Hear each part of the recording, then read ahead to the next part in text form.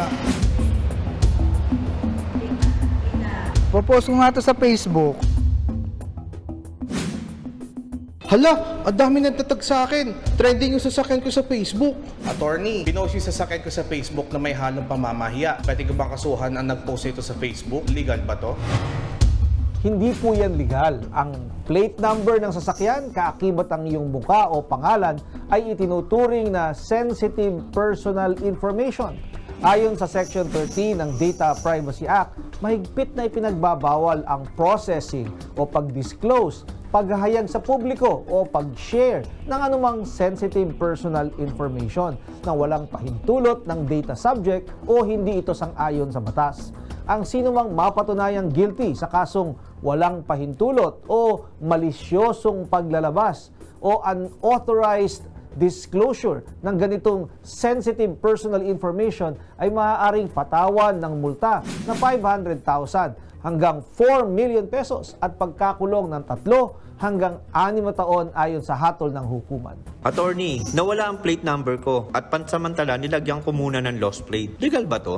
Hindi po yan legal. Ayon sa Section 17 ng RA 4136 o yung Land Transportation Code, isang krimen ang pagmamaneho ng sasakyan na walang plaka o may peking plaka. Ayon sa LTO Memo Circular JMT 2023-2400, kung bago ang sasakyan at wala pang plaka, pwedeng gumamit ng temporary plate. Subalit, dapat ay nakalantad pa din ang conduction sticker ng inyong sasakyan. Kung nawala naman ang plaka, dapat ay mag-request ng replacement plate sa LTO.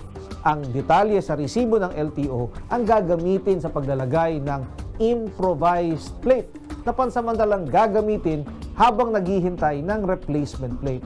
Tandaan na ang LTO lamang ang may kapangyarihan na magbigay pahintulot sa paggamit ng temporary o improvised plates. Hindi pwedeng kayo lang ang gagawa ng sarili nyong plaka, kahit lost plate o temporary lang ang gamit. Kung kayo po ay may nais ikonsulta sa inyong lingkod, i-follow lang ang Facebook page ng Good Morning Kapatid. Mangyaring i-private message po ninyo sa akin ang inyong mga katanungan. Maraming salamat po. Mga kapatid, Justin Quirino po. Masayang kwentuhan at makapulahang informasyon ang hatid namin tuwing umaga. Kaya mag-subscribe na at mag-follow sa social media pages ng News 5.